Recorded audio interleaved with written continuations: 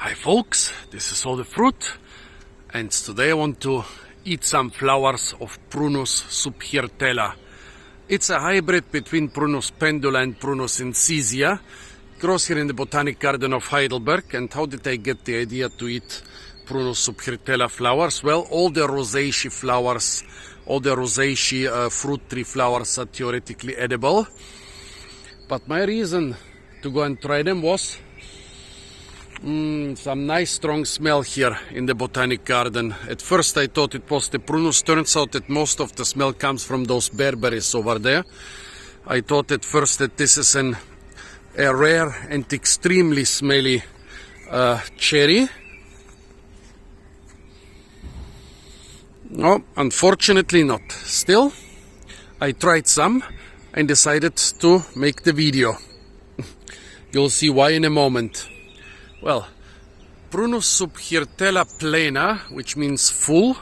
Yeah, the flowers have more than 5 petals. That's why they are plena. It's not a very common variety of this species. Usually the one cultivated and sold is Autumnalis rosea, which is a variety which is famous for starting flowering in autumn and flowering throughout the winter when the climate is mild enough. But this is a plena. It's quite an old hybrid. Prunus X subhirtella is a hybrid. It's quite an old hybrid. I forgot to check out exactly when it was created, but some sites say it's a historic hybrid. Means that it was created quite a long time ago. Well, those two Asian cherry species, so were crossed probably in Japan, where this thing comes from.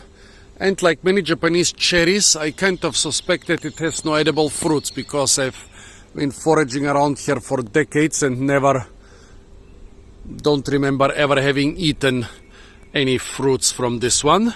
Well, I think theoretically it could be fertile, because I can still see stamens and stigmata. A lot of those full cherries, full bloom cherries and other full bloomed ornamentals, they don't have any sexual organs anymore, but here you can see clearly male and female sexual organs. So I wonder if they still could produce fruits. Maybe I should check a little bit later in May and June. Well, but when you try those things,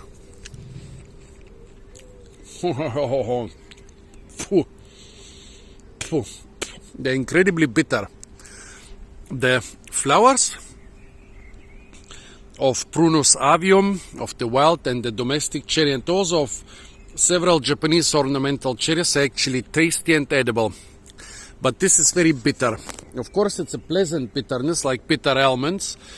However, this bitter almond bitterness, which is very typical for Rosaceae, bitter almond is also a Rosaceae, it's even in the same genus Prunus.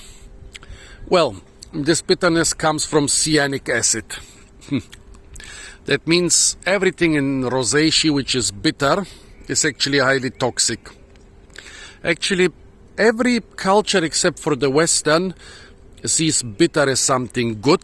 Australians like a lot of bitter foods, Africans like a lot of bitter foods, Asians like a lot of bitter foods, Native Americans like a lot of bitter foods. The Europeans are more or less an exception. They mostly just like the cyanic acid bitterness of Rosaceae, like with bitter almonds and a couple other similar Rosaceae. Well, fruits, flowers, seeds, and so on. However, every time you work with those things, every time you work with bitter Rosaceae plant parts, you are taking a very high risk.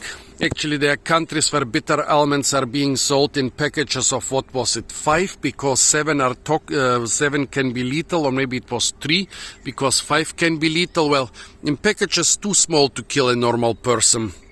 Actually, when I bought 100 grams of those things on a market in Italy, in a time when I didn't speak Italian, those Italians were very reluctant to sell them to me, because eating a handful of bitter almonds can kill you.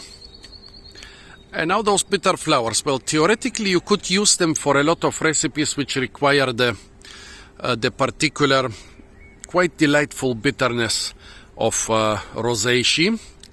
But on the other hand, if you overdo it, it could be your last delight. So, yeah, I would not recommend those cherry flowers for foraging. I like cherry flowers of different species and varieties. I eat them in spring as a nice tasty snack, but those here are so bitter that they're actually far too bitter for me to be tasty, and also quite toxic, I would say, if you eat them in significant amounts. So folks, better stay away from the bitter Prunus ex subhirtella flowers. They contain quite an amount of cyanic acid.